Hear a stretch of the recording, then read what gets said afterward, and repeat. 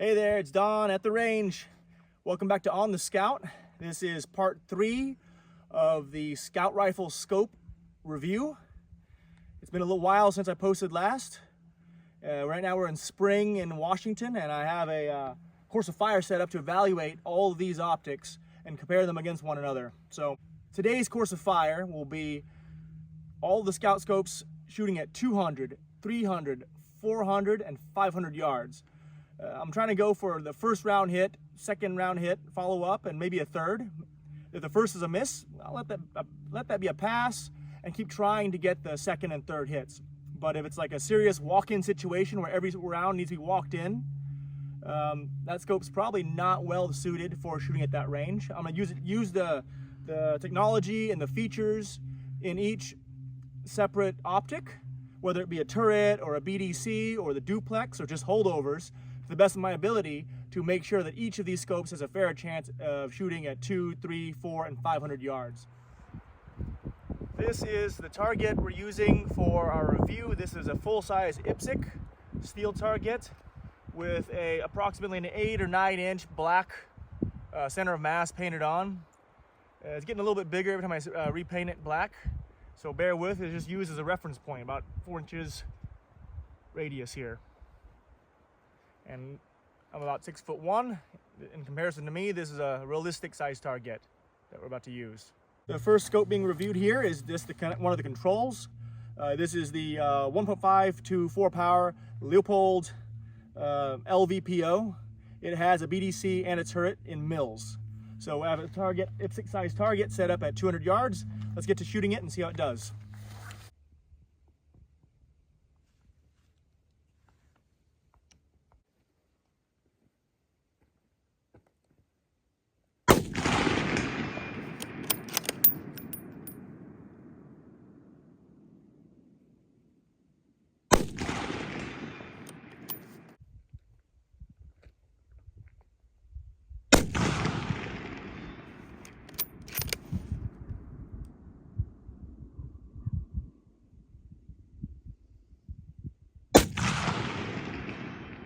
I'm using the fourth BDC line.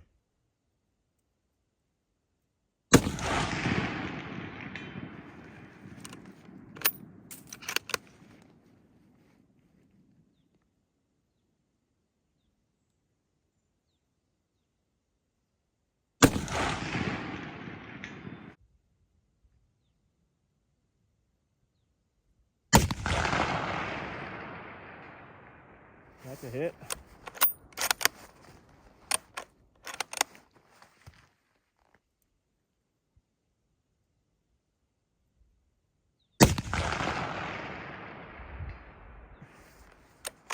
Grab it and double check the production schedule. Well, our beautiful weather turned to this really quick. All right, the next optic up for the test is the Burris fixed power 2.75 long eye relief scout scope. This optic is not equipped with a turret or a BDC. It's just a duplex reticle, and so we're gonna have to do a little bit of Kentucky windage guesstimation to make the hits beyond 200, 300. Let's give it a go. There it goes.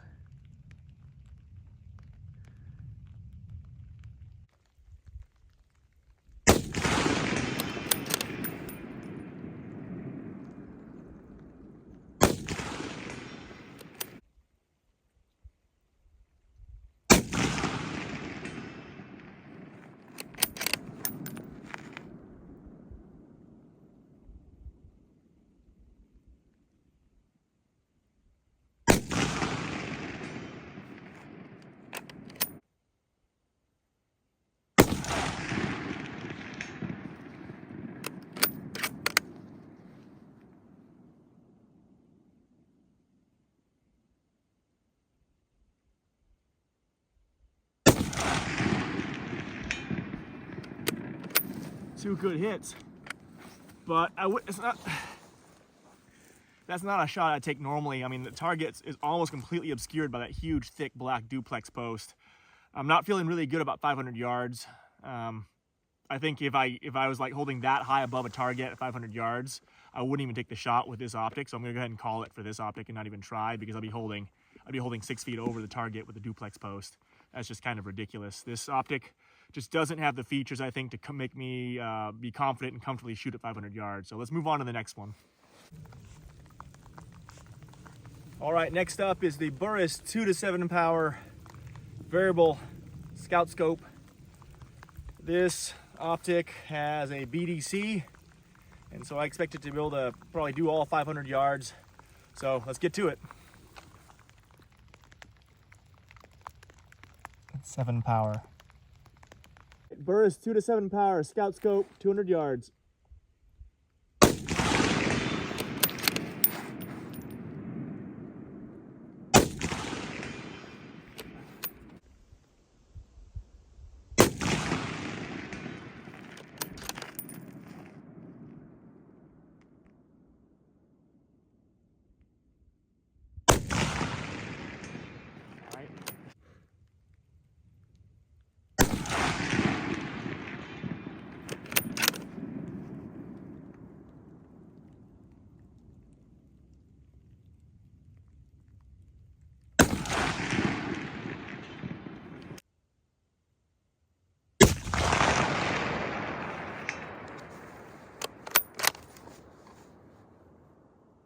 You see where that hit? 12 o'clock, right where the circle and the white are. It's dead on then. Yep, it's dead on.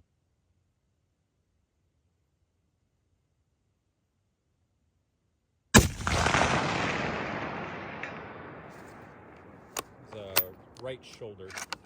Right shoulder? Yeah. This is the scout rifle with the Crimsontrace pistol scope. Its features that allow it to shoot at this range are a BDC, and it has floatable cap turrets. The one big problem with the BDC is that this is a pistol scope. It's set up for pistol caliber, so the BDC isn't exactly right on what 308 would be, but with a ballistic calculator and a phone app, we can make this work.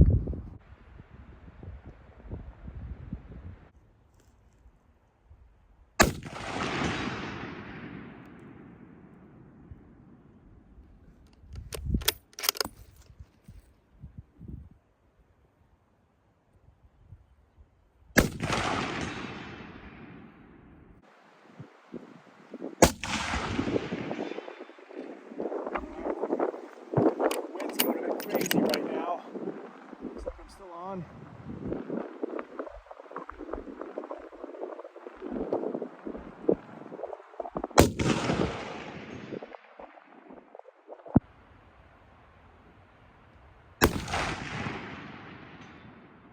It's a hit. Where was it? I think it's near the bottom of the other ones. Near the bottom? Yeah, Near the bottom of the black or near the bottom of the target? near the bottom of the black. Okay, I'll send another. I'm using the bottom of the 3rd diamond on the BDC. 400 yards. It's a hit.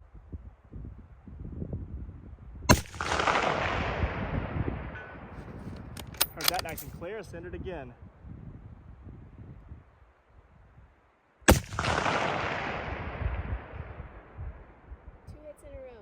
Where'd they land?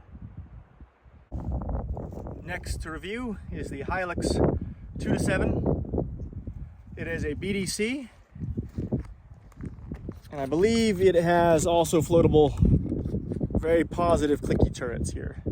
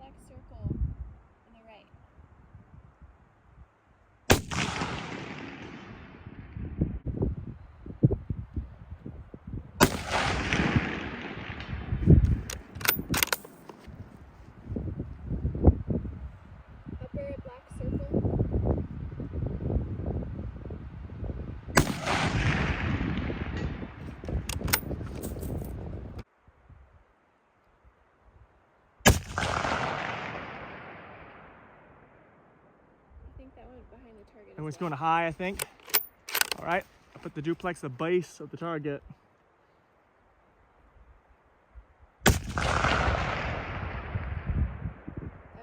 That went to the right top of the target, behind. It's getting hot. It's hard to tell where this is going.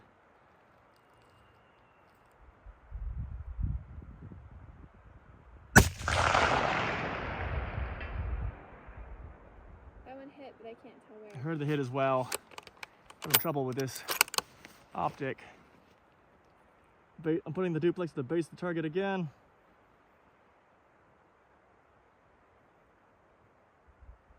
I think that went in the center. Center? Mm-hmm. I'll send one more. Hard to tell with the wind. The wind at 500 yards whipping left and right.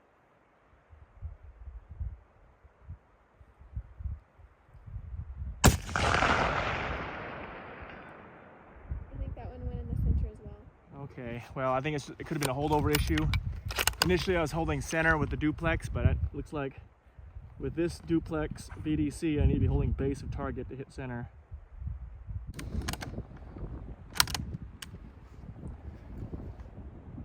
It's the HOLOSUN 503 Paralow. It has a little BDC, a little chevron on top, and a few dots for range. Underneath the base of the chevron should be 200 yards, and the next dot down should be 3, according to HOLOSUN. Let's see how it does.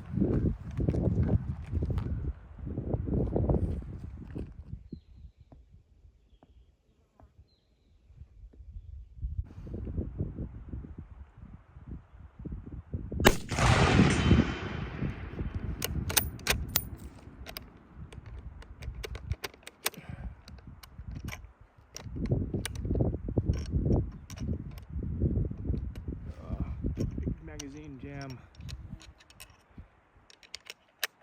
Do you see where the hits went? I think they went in the center, but there's kind of a glare on the black circle. Yeah. Where the sun is hitting it. I'm seeing a lot of glare too on the black circle. It's like looking into a light. Yeah, it's hard to tell what part of the circle it is. Keep recording it. I'll send one more. I'll send one more. Maybe the camera can pick up what we're not seeing. Yeah, man, with the glare, it's really hard to see. The red dot on the glare of the chest. I believe that was in to the right of the circle. No. Yeah, I'm covering up the small target with the chevron, kind of putting a little roof over the top of the target.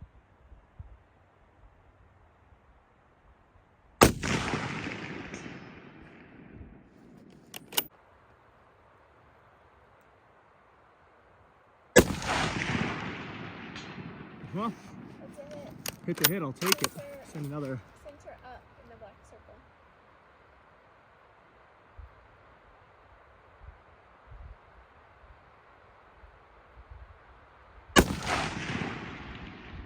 Miss to the right. Right at the target? Yep.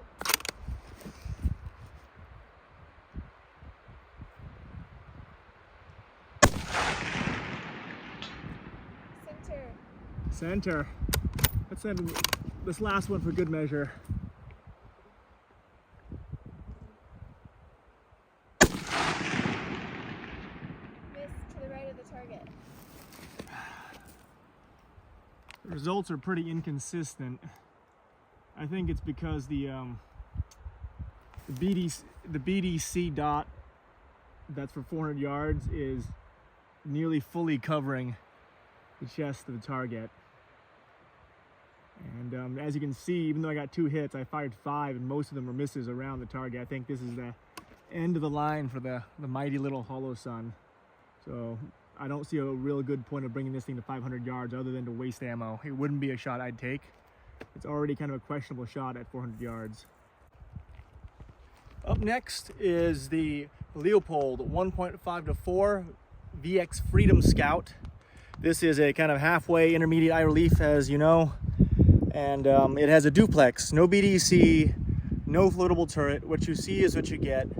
So let's give it a go out to 500. So I'm zeroing the Leupold VX-Freedom Scout, and one thing I have to note as a reviewer is these are the mushiest, non-clicky, inaudible turrets I've ever used. And so like, look how much play is here before you even click it. So let's try to listen to it.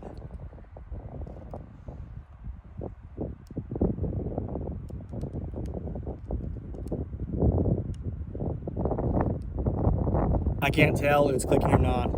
It's kind of like a bunch of play and a bunch of mush. So although I'm getting MOA groups with this Aguila ammo, this 4X, with the optic in 4X, I can't actually tell if I'm clicking the impact left or right, or up or down. It's kind of a guess.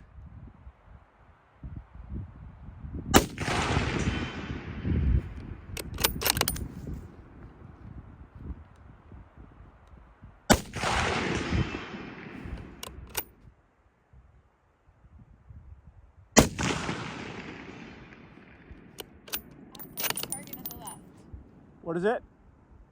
Outside the target on the left. Outside the black? Yep.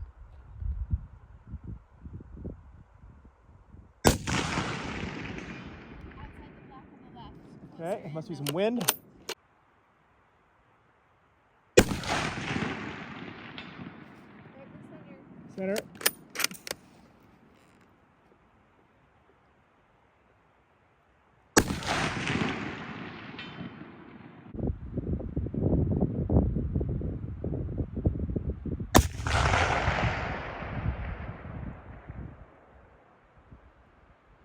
Right in the front. Low. Low. I don't think you got it. Short.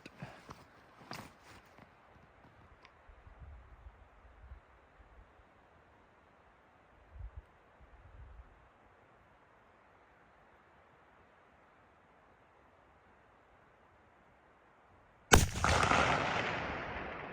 went over it. All right. This optic just hold over is not meant to be shooting at 500 yards, even on a person-sized torso target. I'm gonna send one more just for giggles, but it really, hold over alone isn't enough to get decisive blows on a target of this size. I heard it, but I can't see where it went. Yeah, I heard it hit too. Okay, well, I'll send one more for fun.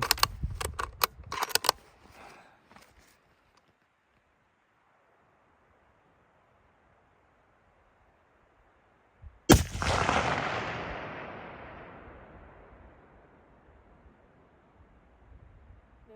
I didn't hear it hit. That's it, Leupold. 400s as far as you go. Up next is a Sightmark 2-7 M1A scout scope. It has a little bit of a longer eye relief, so it's an inch forward of the receiver here. The entire rear ocular bell is the little ring to increase magnification. I don't really like it as much as the smaller knurled rings that you can just adjust with one hand. The reticle of this optic is a weird little plus duplex kind of system with illumination. The illumination only really works in low light conditions or near darkness. It's not really daylight bright, so you can't really use it at like a red dot or a Binden aiming style. One cool thing about this optic is it has floatable turrets that are 1/4 inch for 100 yards. And so when I have a little bit of trouble at further ranges with just the plus duplex, I'm gonna have these turrets floated and dial in the range and make those hits. Let's go shoot it.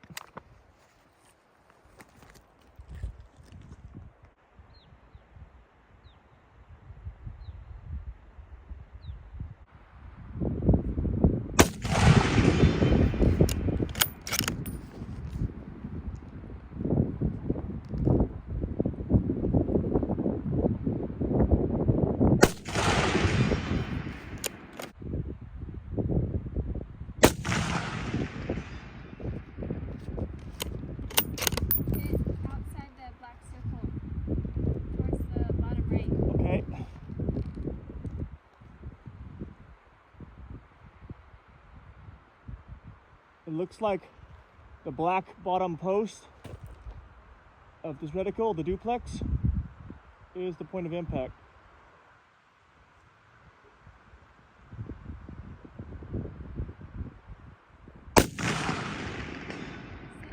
Yeah, good. It's dead on. That duplex is exactly 300 with a 100-yard zero.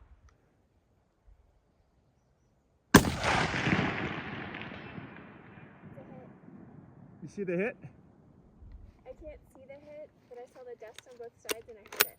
All right, it's good enough for me. I'll send another. It's a hit.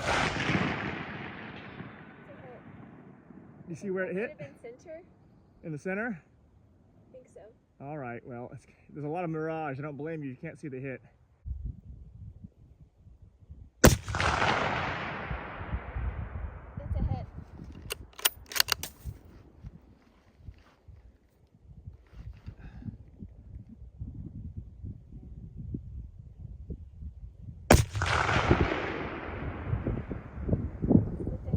Hit? Okay. Yeah, the turret in this Sightmark is a real game changer. I really like how we can just dial in and aim, point of aim, point of impact at this range. It's a really great feature for a scout scope. Here we have the Viiko Extremar. It's the surviving Amazon scout scope. It's an intermediate eye relief, so it really is best served mounted further back on top of the optic, because the eye relief is probably only about 8 inches. So right now I have it mounted mid ejection port. It might even be able to be mounted well at the end of the ejection port. So some cool features that might make this optic well suited for the medium range test we're doing is that it has lockable turrets. So I just lift the turret up and you can click it. And so you don't want to lock it, pump it down, and it isn't able to be spun by accident brushing up against gear. There's a quick way to float it. You just spin off the top here. Take the top right off, the cap, and it can be floated left and right without moving the turret. So that's how you float it with no tools. It's a pretty cool feature. One thing I did notice while I was zeroing this optic is that an O-ring fell out of this elevation dial. So I'm not sure the optic needed it. It looks like a cheap rubber O-ring that can be easily replaced, but it fell out of this mechanism here when I was floating this optic. So let's take it off. So yeah, it came off right there. The little O-ring fell off right there. A little bit concerning. It looks like any O-ring from any hardware store can replace that missing O-ring. But yeah, a little bit concerning. And this is just normal use that a piece fell off this optic while I was using it. So let's throw that away, put the optic back together, and let's shoot it. Let's shoot at this thing at range.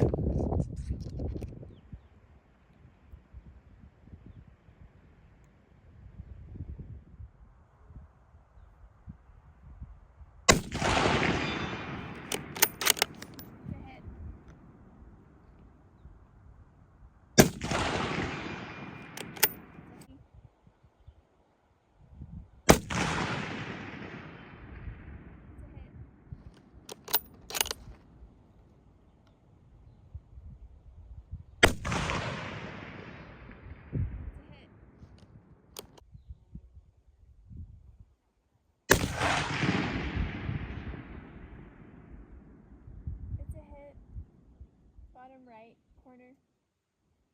In the white? Mm-hmm.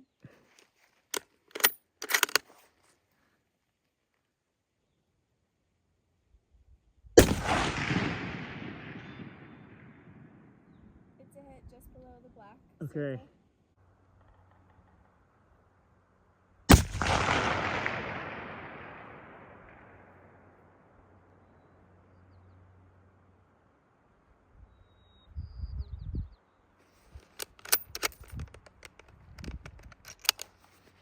You see where it went? It's a miss. Right bottom. How far right? Inches. That's a hit. Good wind call. One more.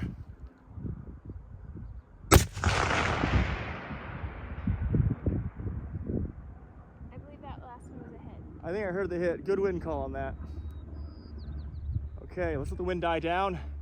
Let's try using the mil dot reticle.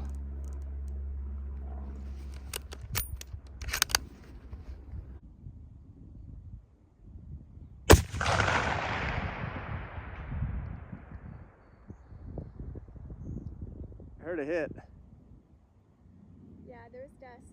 I don't know if it was on both sides though. I heard the hit though. Okay, then it's a hit.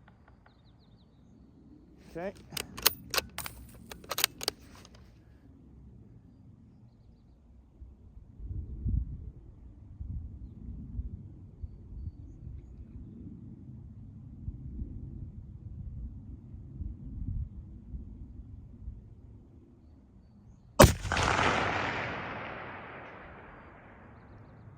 That was a hit.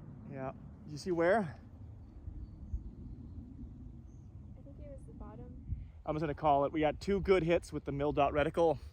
So one thing that needs to be mentioned while we're on the topic is this mil dot reticle isn't a true mil dot. So the mil dot reticle has hashes and dots, but each hash and each dot you would think is half mil, full mil, but it's not. So the first hash is a mil, second dot is another mil, next hash is another mil. So basically 5 lines down is where I held. In a normal mil dot reticle or a hash and dot reticle, it's going to be half mil, mil, half mil, mil, and it's not that way with this. This optic has a funky made-up reticle. So just take note of that. The subtensions in the reticle are correct. It's just that they're not used correctly. So, you know, I used it and got the hits. I became familiar with the reticle, but it's a bit funky. It's still capable out to 500 yards. Hello there. Last but not least, we have the Vortex Crossfire 2 Scout Scope. It's a 2 to 7 power, variable power Scout Scope. On the last review, it didn't do super well on the snapshot. It still has a weird eye relief issue here. I just need to move it forward a little bit or on the scope. It really likes being as far forward in the rail as possible. And right now, because I'm mounting it low, I can't get as far forward as possible. This optic has a duplex reticle, so I can probably use the duplex as a subtension out to maybe 300 or 400 yards. But it has a huge advantage here versus other optics because it has a floatable thumb turnable turret. So I could dial in whatever mil dial I need for each range. One big problem here, not a big problem I guess, a little problem is that the clicks are very mushy. I can barely hear them. All right, let's get to shooting it.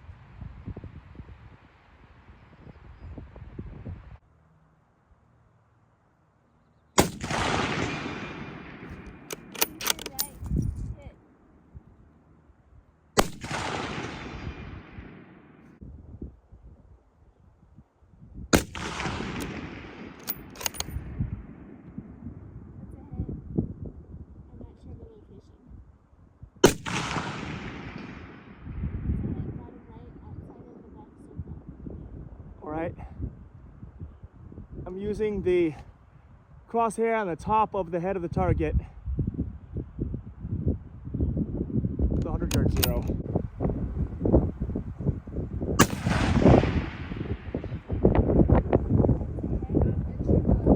Okay. Very windy though. Yeah, it is. I'm holding left with that side crosswind.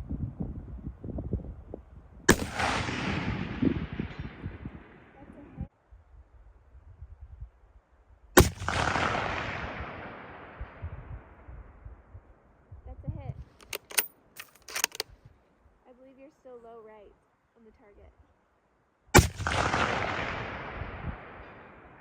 That's a hit. You're closer to the black circle, but still right. Okay, that's 2 hits, but I'll give it the last shot for fun here. I'm holding left shoulder, target edge. That's a hit. I believe it was below the black circle, more center, maybe a little left. Okay, well, the wind really throwing the shot. It's more of a wind game than an actual turret reticle kind of game here. It's 3 good hits. That concludes the medium range shooting portion of this. Let's go to the debrief. Welcome to the debrief. What I have gathered from running all of these optics through the same course of fire is that I really like BDCs and good turrets. Those 2 tools stood out to me as allowing me to use a scout rifle to make easy hits at 400 and 500 yards. So let's go into each of the optics and the little nuances that each of them have through this course of fire. The control, the Leupold 1.5 to 4 power VX-Freedom LVPO. This is a low-end LVPO, last generation. It doesn't have true 1 power, and not that it really matters. But what really stood out to allow me to use this optic to make good hits is that it had a turret and a good BDC. The BDC is set up for 5.56, 223, but it still works mostly effectively for 150 grain 308. And the BDC allowed easy holdovers onto the IPSC. And beyond the 500 yards, I could probably go to the turret and still get good hits on a highly visible target like the IPSC steel plate. I wish that more scout scopes had the features found on this LVPO. I wish this had an 8 or 9 inch eye relief. The only drawback on this optic is that it has a non-locking turret. This turret is easy to spin, especially slung on a rifle, slung on your back, you're not watching. If the time comes to shoot, it's easy to have this turret be spun off of 0. The next optic that was tested is the Burris 2.75 scout scope. I really like this scope. Very lightweight, very minimal. It has actually a picture of the GSR on the side of the optic and the back of the optic. Really cool little optic. But the turret, it uses a thick duplex, so not that fine a crosshair. It's like, I think it was like 2 or 3 MOA crosshair, so it really excels up close.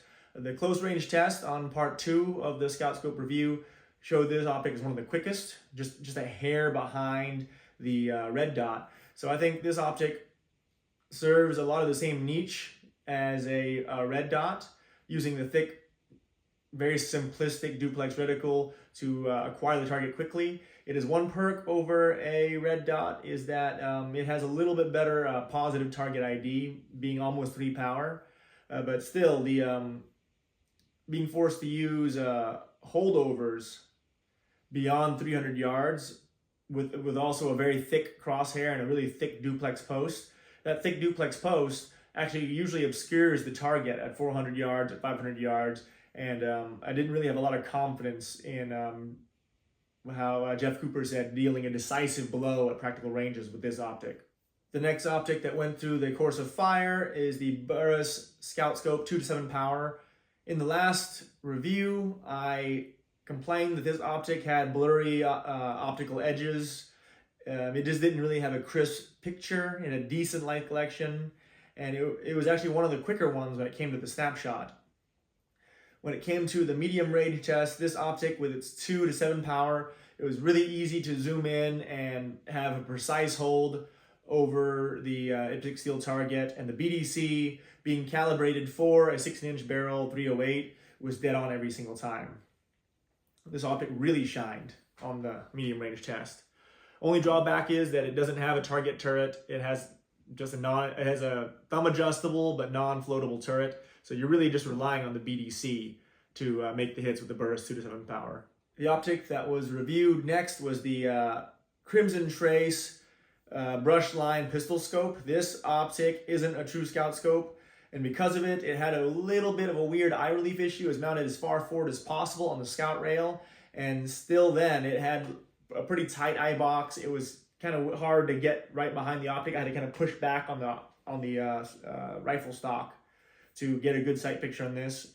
Despite that, its BDC provided good hits. The BDC little diamonds inside the brush line pistol scope were not quite on. I think I have to dig up the information, but this optic, the BDC is not set for a 308 with the 16-inch barrel. It's set for some other caliber, some other weird goofball caliber that pistol hunters use. Still, with a ballistic app, and if you have a decent memory, you can memorize where the diamonds point out to where the point of impact is going to be.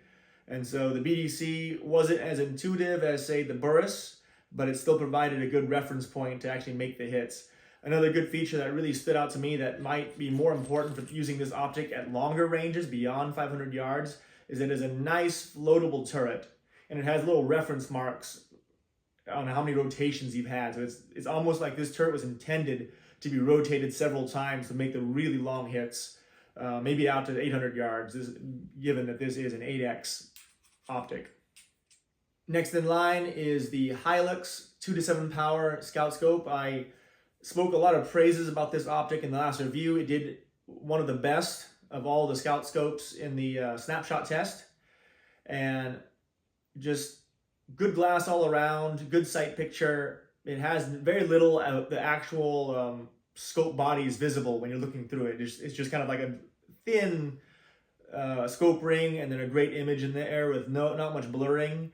The reticle is pretty similar to the Burris 2 to 7 power, whereas it was calibrated for a 16-inch 308, probably 150 grain. It seems like every single mark, if the crosshair was truly zeroed at 100 yards, every mark would be 200, 300, 400, and the top of the duplex supposed to be 500. It was very easy to use this optic.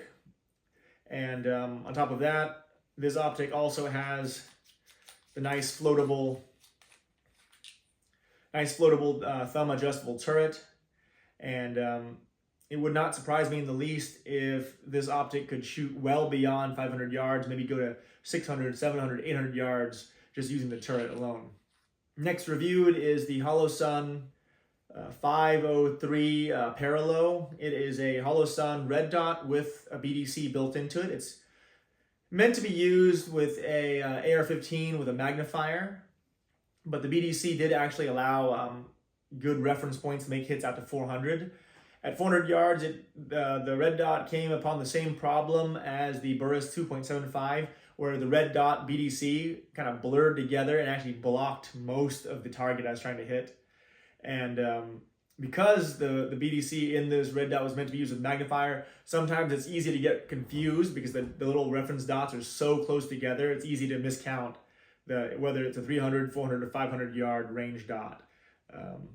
So yeah, it is a little bit of a stretch to use this BDC red dot for a scout scope, but it still provided decent hits out to 400 yards.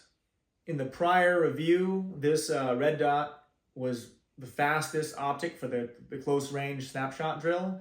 And in this test, it's a full reversal. This red dot didn't do that great compared to a lot of magnified optics with BDCs or turrets. So here is a scout scope from Leupold, the only Leupold scout scope still in production. It's a love-hate relationship I have with this optic. It has really great glass. It collects light, has a really great image. When you look through it, all you see is that little faint ring outline and a great crisp image inside the ocular. However, it has huge drawbacks. The eye relief is just absolutely ridiculous. This huge long ocular bell here sticks way over the ejection port. The 4x magnification is all right, nothing wrong with that. But the turret, as I mentioned earlier in the review, the turret is mushy and just absolute garbage. The reticle is very primitive. It's just a basic Leupold duplex reticle used in your granddad's hunting scope. This really feels outdated. It feels like this technology is like 1 or 2 or 3 generations past. And I really strongly stand by the scout scope and the scout rifle platform as a living platform. It can benefit from a lot of the features, the next generation features like great reticles, illumination, and great turrets. And Leupold has not delivered that product. Leupold has left us with a really subpar optic that doesn't have the features that really bring the scout rifle to the 21st century, and just leaves a lot of want. We want more Leupold. Please bring back a good scout scope, please. So here is the Sightmark M1A scout scope. This scout optic is in a weird place in the scout rifle world. It is a 2 to 7 power with a proprietary illuminated reticle. Is that plus shape in the center reticle that is partially illuminated. It's not daylight bright. It's kind of illumination that only works in the early dusk light or the last light of the day for hunting. And so during those conditions, it does provide that illuminated kind of like reticle that your eye kind of zooms in on, and it would make a decent snapshot scope given low light conditions.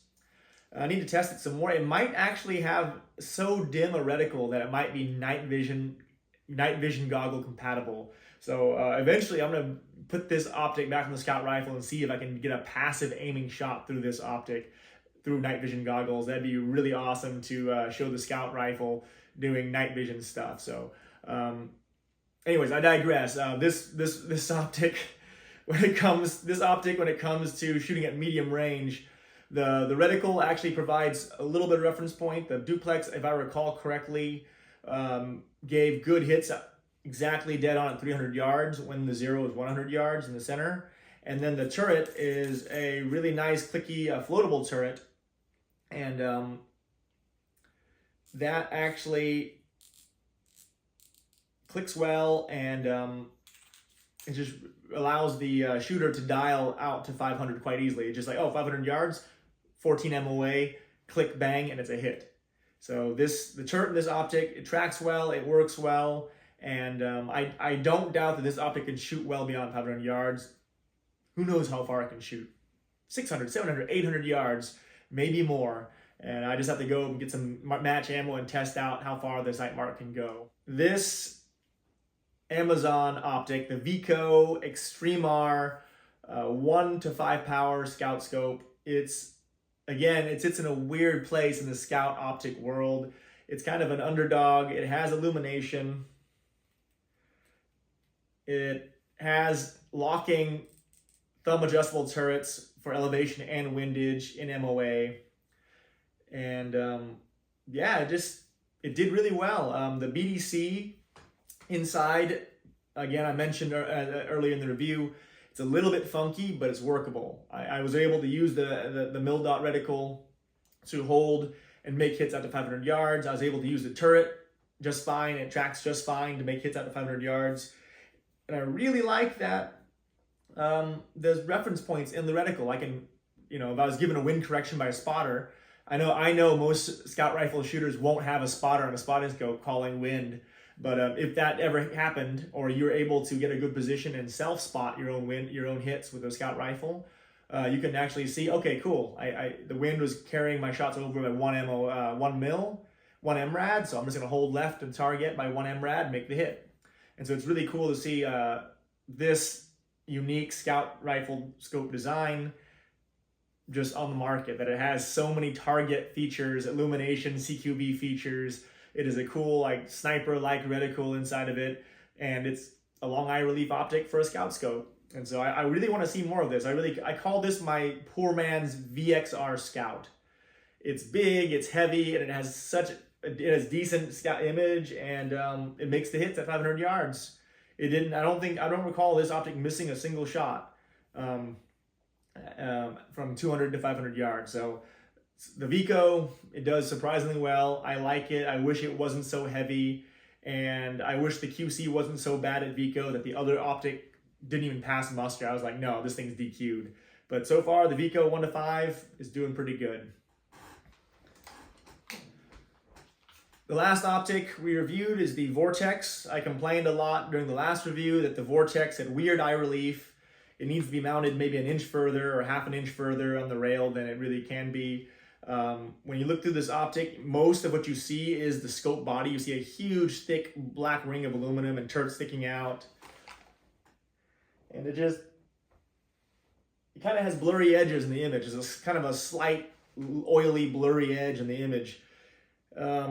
Optically, the Vortex sucks, but because it has the dialable, floatable turret in it, it allowed me to dial in and make easy hits all the way up to 500 yards. And the duplex did have decent holdover to 300 yards. And so, when it comes to medium range, the Vortex isn't out. There's still a lot wrong with the Vortex. And yeah, I just don't think Vortex likes scout scopes. They just like give scout rifle shooters trash like this. And yeah, we made it work despite of its flaws. But yeah, is it the best? No. Just because it hits at 500 yards, there's still a lot wrong with this optically. And I don't think it's worth the money and the wait compared to so many other options on the review that performed just as well and had better optical image and were lighter. So to conclude the debrief, I know that many shooters out there better than me can make the hits with holdover only, with no need for turret, no need for BDC. But when it comes to actually making the precise first round, second round hits without needing for guesstimation or Kentucky windage, I think overall the optics that did best for the scout rifle were the ones with the tools, whether it be a turret, whether it be a reticle, allow them to make decisive first and second round hits. And that's what the scout rifle is about, is being light, being fast, having enough optic to make good hits. It's also interesting to see that the optics, the traditional scouts with the 2.75 and the red dot that did so good in the snapshot test just get left in the dust by a lot of the heavier optics that are less scouty but have more features like magnification and the longer range features. I want to again thank the donors that donated scout scopes and lent scout scopes and even gave a little bit of money. Jan Sabo, you donated $50. Thanks so much to help pay for the ammunition for this review. If you like the niche and the esoteric and the weird stuff about GunTube, please donate to my Patreon. The link is down in the information. Please go there and join the Patreon. It helps pay for the ammunition and the fuel and the range time, all the good stuff is needed to make this happen. Stay tuned for part 4. I want to get a lot of match ammunition. I want to bring the optics that got to 500 yards. I want to bring them out to a longer range and shoot at 600, 700, 800, 900, and 1,000 yards with these scout scopes. I think it can be done. I just have to get the time and the money together and make it happen. All right, stay tuned.